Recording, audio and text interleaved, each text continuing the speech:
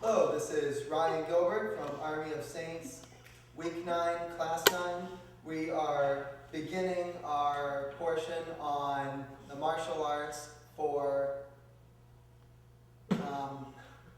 Lance, rewind it. Oh, sweet Jesus. Hit rewind, hit rewind, hit rewind. I want it. Hello, this is Ryan from Army of Saints here for Class 9, Week 9. What we're going to go through this week is a very nice introduction into some of the more hard-style external kung fu about how to work into both mixed martial arts fighting and street martial self-defense.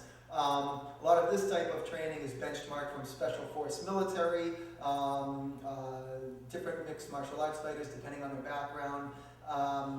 What we want to get across with this is some of the more dangerous strikes that are normally not permitted in tournament combat. And a lot of them are misunderstood or misinterpreted techniques, even when taught through a lot of different martial arts classes or military trainers, their specialties. So we're here to try to teach it as clearly as we can, especially in terms of real life scenario.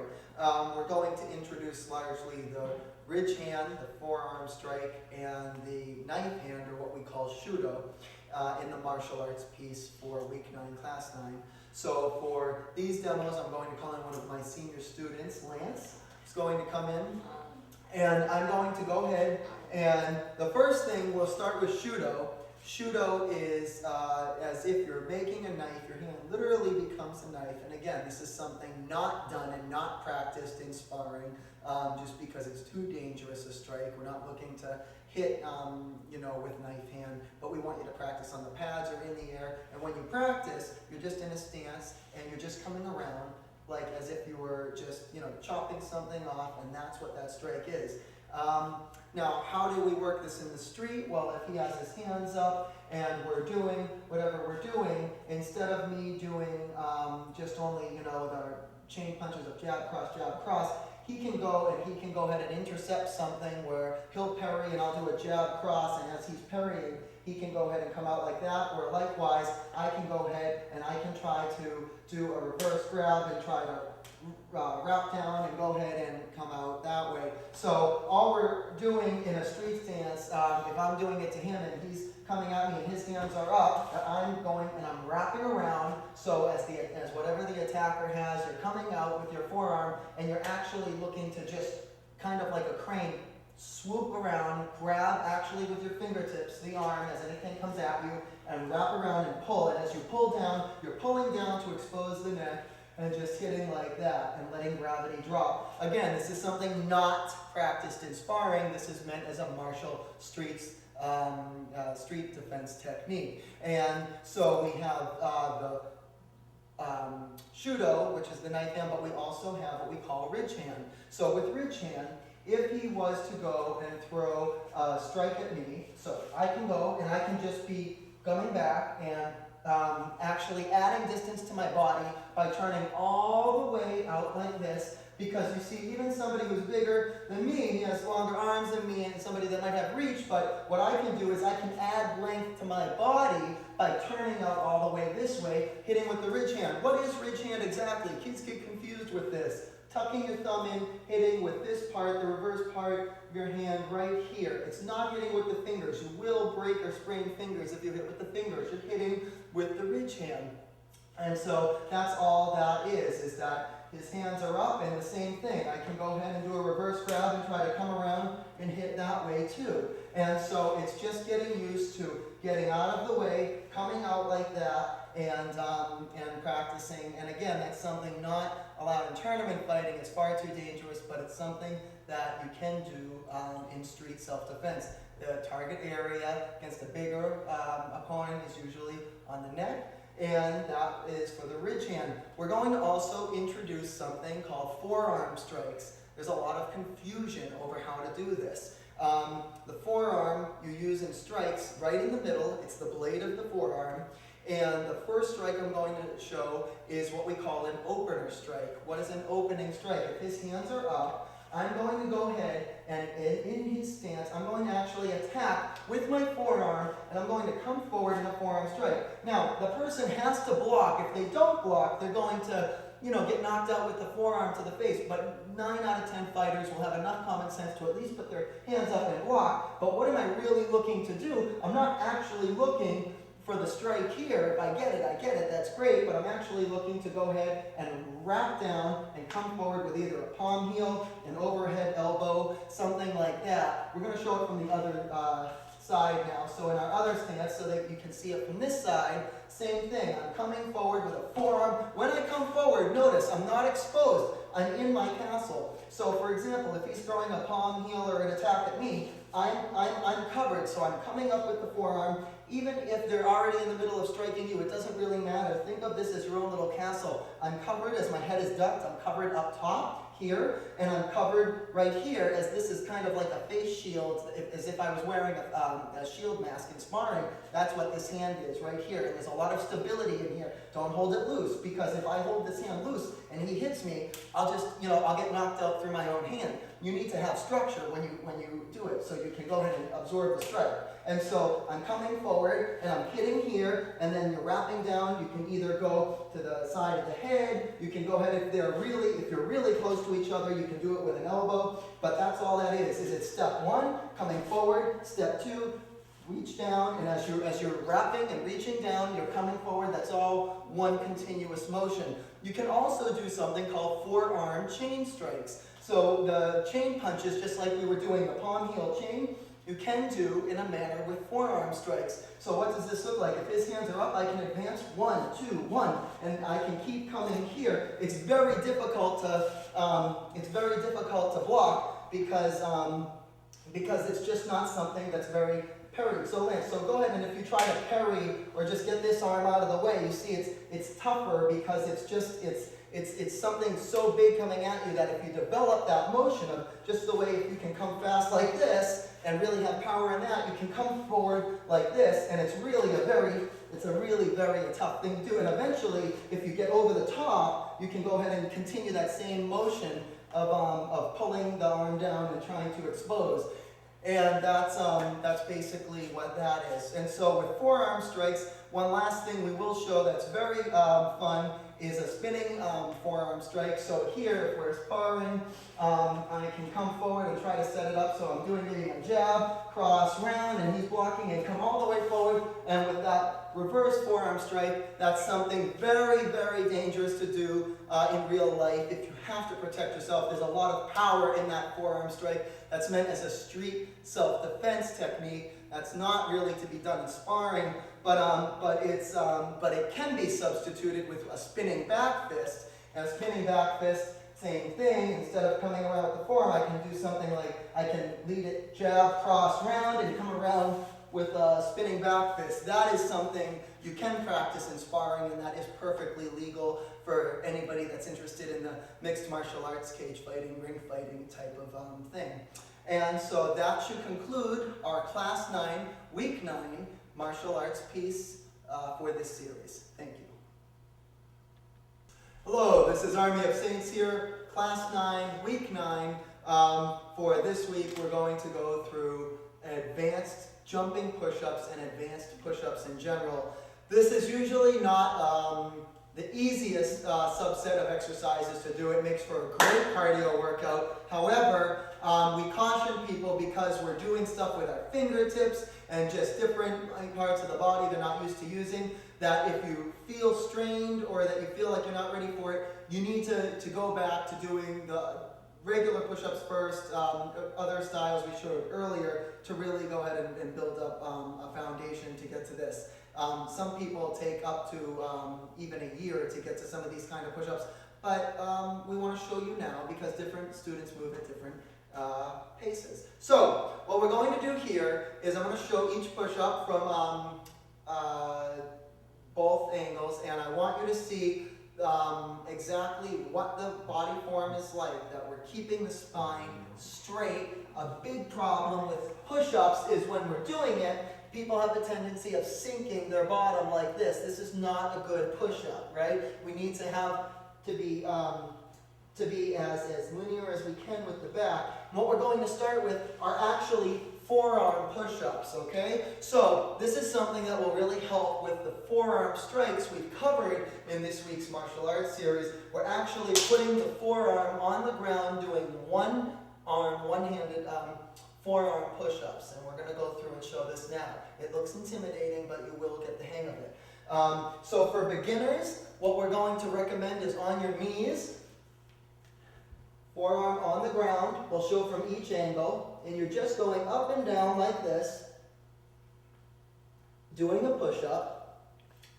Again, other arm, up and down, doing the push-up, but go on your knees in the beginning, and eventually you're going to advance and work up to doing full forearm push-ups. Your forearm is on the ground, and you're doing this, letting your chest go all the way to your forearm. We usually train in sets of 15. And when we do this, to see from this angle, we're just controlling the breath. We're trying to not be on an angle like this. Kids will want to do it like this, and to kind of have their side facing up towards the sky. That is not good form. We want to go down like this and keep our chest facing the ground. Now, after you've worked forearm push-ups, doing several sets of those, you can start working on what we call reverse push-ups, where you actually are going to have your hands inverted. You'll see here now. We'll go down. The palms don't have to the hands don't have to necessarily be exactly backwards. That can be a strain for some people, but it should be as close as you can comfortably get it. Going down, and same thing, controlling the back, controlling the posture.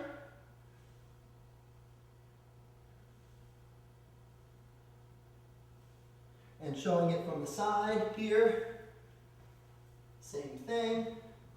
Controlling your posture. This is working an entirely different set of muscles, and it does help in your martial arts training. And you can do about 15 of these. From here, we can move into fingertip push-ups. Now, with fingertip push-ups, the best way is to start with jumping. And there are two types of jumping fingertip push-ups. The first is just what we call baby jumps. I will demonstrate. We're only going down a couple inches, and we're really building up the initial strength in the fingers. Now, the second set will be full jumps.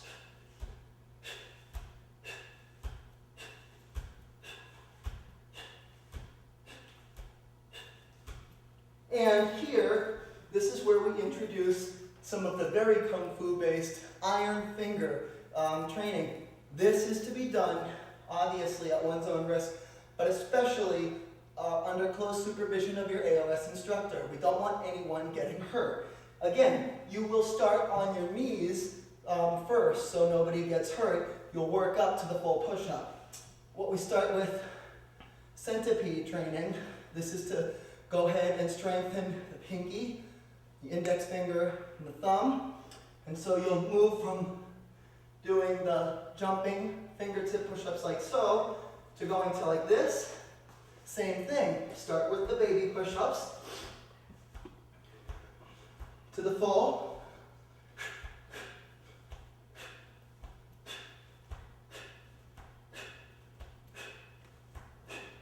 And then you'll move to what we call eagle on these three fingers. Same thing. Start with the baby push-ups. Get used to that. And then graduate to the full.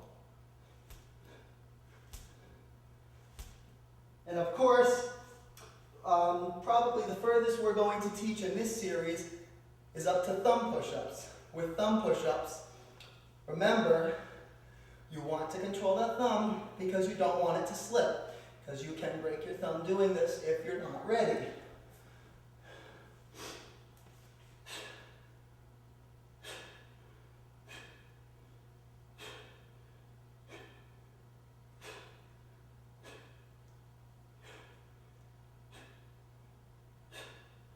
And so what we've done today is we've done a series of some advanced types of push-ups that we really want people to take seriously. It takes a long time. A high school or college kid should not expect to get it in just a couple weeks. But these are some very fun cardio strength type portions to work towards, depending on how many you do and how many repetitions. But for all of these, starting out in a group of 10 repetitions is a pretty good starting plan. And that will conclude this strength portion of our Class 9, Week 9 series. Thank you. Hello, this is Army of Saints here with the Class 9, Week 9 strength portion. In our cardio portion, we showed the push-ups that could be used more or less as cardio and or strength, depending on the repetitions. This is something that you will sweat, you will breathe hard, but this is actually a very still motion type of training for strength. It's what we call the horse stance. We chose to wait several videos in for you to have a variety of other things to be working on, but we feel people are now ready to really develop a core horse stance. And with the horse stance here, falling in line with our Kung Fu theme of this particular class and week, we're going to go ahead and we're going to have our putting your bottom down as though you're kind of sitting on something behind you, and your knees, okay, need to be pointed just slightly outwards. They should not be on a 45 like this. That's not correct. They shouldn't be pointed inwards like this with the feet pigeon-toed. That's not correct. It should be just slightly off the line, slightly outwards. The knees bent. The knees should not be bent over the toes from where you can see. Your spine should be straight. You shouldn't be leaned over or leaned backwards. And you should have your bottom drop straight down. And your arms are up here, not here, up here. That is a solid horse stance. Showing from the side here, same thing, okay, here. And what we're going to do is we're going to tell people for this exercise, we're looking for roughly, well, for beginners, probably only 5 to 10 minutes, but as a real strength exercise, we'll say something like 30 minutes. And what I'm going to say is for people that are time pressed or not looking to just stand there that long, a way to kind of speed some of the strength you can get out of this training is to go ahead and have a couple dumbbells here as though you're just holding them up so you can go like so. So I'm in the same stance, but now I'm holding, just a couple light dumbbells here. So maybe if I don't have time to stand for, say, 30 minutes, I'll do it at least for 10 or 15, and I'm getting a little extra added benefit with the weights. From the side, same thing, okay, and your bottom should be sticking out just a little bit, and you should be dropped. You should have strength in the knees. You should be sinking. You will feel your legs start to shake after a few minutes. It will be especially more difficult keeping your arms up, holding the weights if you're doing it with a couple of light dumbbells. And this is a great way for solid horse stance training. And that training, every time you're shaking and you feel pain, you just want to try to relax, shake it off, and continue your standing. And really just picture your legs rooted into the ground like tree trunks. And that is our strength training for Class 9, Week 9. And it's something that you should really try to incorporate every day into your martial art practice during the classes, anywhere from 10 to 20 minutes, whatever you can handle. And that will conclude Class 9, Week 9 on our strength portion. So this is Army of Saints here, Class 9, Week 9, and for this series, our meditation piece, we are going to go ahead and go through the same standing that we did last week with the standing stillness meditation, but this time we're going to add a position into it. So with this position, instead of standing like so, like this, you're going to do one of two things. If you think you have it in you to stand for 20 minutes first and then begin this position, you can go ahead and do that. If you think you just can't physically handle that, and that's fine, what you can do is you can just actually start with this position. And what you're going to do in this position, this is called, what we call hugging the tree. Again, I credit a lot of this material to one of my head Sifus, Donald Wong of Chinatown, Boston, who is very expertise in a lot of this. And with this position, it is called hugging the tree, and what we're going to do is we're going to be in the same standing structure with our knees slightly bent and our back straight and tongue on the roof of the mouth and looking to breathe from the pit of our stomach. And we're going to go ahead and we're going to, like we're hugging a tree, but what we're going to notice is my structure. My shoulders are relaxed. I'm not tensed up like this. So remember to just kind of relax your shoulders. And my hands are open. They're not tight like this. They're open like a marble is in between each finger. And my thumbs are not up like this. This is a telltale sign of a beginner's mistake. Going like this. Incorrect. Let your thumbs down. And so you're going to just be relaxed. And you've now just created two circles, a circle around the outside and a circle in the inside. And you're going to let your middle fingers line up about 2 to 3 inches apart. And again, relaxing your arms, relaxing. It should not be stiff like this, it should be relaxed. And we're going to go ahead and show how to do standing with back-to-back partner. I'm going to introduce one of my head senior students, Lance. And what we're going to do is I'm going to help him with his stance as you guys are watching, and then I'm going to stand back-to-back. Obviously, you don't need to watch us do the entire 20 or 30 minutes to know how to do it, but we want to just show you 1 minute just to get a feeling for what this standing meditation should be like. A quick explanation on why we stand back-to-back. All you guys need to know at your basic fundamental level is that it enhances the practice. That energy we talked about of creating that energetic cultivation between two people is enhanced when we're standing back-to-back. So in fact, Lance is going to face this way, and I'm going to go ahead and we're going to have him do his stance, hugging the tree, and then I'm going to stand behind him. We're only going to do it about a minute, so you can see we're going to make sure our student's back is straight and his hands are out. And here we see that he has hands together, middle fingers pointed, and his knees are slightly bent. He's relaxed. The tongue is on the roof of his mouth. He's breathing from here, the stomach, the dantian, 2 to 3 inches below the belly button. And we're going to go ahead and I'm standing back to back. You only leave about 6 inches or 8 inches between your partner. You can do this with 4 or 5 guys or however many you want, making a circle. But the big important thing is to make sure people are doing it right. And so my hands are up, same thing. And now this is true energy cultivation. And again, don't worry about the details of how all this works, but if you can go ahead and get a couple people to practice this with you, it's a great way to get stronger and build that internal, what we call that chi energy that you can use anywhere from fighting to meditation or even medicine.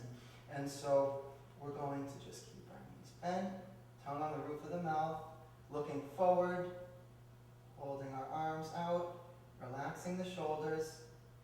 People can have their eyes open or closed and be relaxing. And you can already, when we've done it enough years, like myself and some of the people I've trained with, you can feel the energy happen very quickly. And that's something you'll do 20 to 30 minutes and try it. And when you start to shake and you say, it's getting too hard to hold my arms up, it's time to just relax your arms, put them to your side, and continue the standing. And so we're going to wrap up this week's piece, Class 9, Week 9, with our 4 fundamental things we like to always remind people and talk about. The first Always mention something in your group that you really liked that week. It reinforces it to everyone else and to yourself. Something to continue practicing that you especially like or you thought was cool or fascinating. Because we are giving a lot of good stuff in these video series that people that I've trained with had to go to even different parts of the world to find and to get. So you guys are getting some wonderful stuff. We want to have you recognize what it is you like the most. The second part is to go ahead and name that one thing that you know you need to be working on, whatever it is that you think is a personal flaw of yours, and to be able to be open about it and say you want to work on it. It's a very strong thing. It's creating a strong will inside you and a sense of conviction. And if somebody can get that at the college or high school level or hopefully even middle school level, that is certainly going to make for you to be a successful person in the future. Thirdly, do not forget the Army of Saints Nutrition Chart of Champions. We mass distribute it and hand it out for people for a reason, because a lot of kids are doing it, and we're hearing wonderful results about kids getting faster, stronger, having more energy. Not to mention, it's a very cost-effective food system. You don't have to spend, hundreds and hundreds of dollars to get that kind of food. So you want to be smart about that. And the last thing, job readiness skills. Be thinking about any upcoming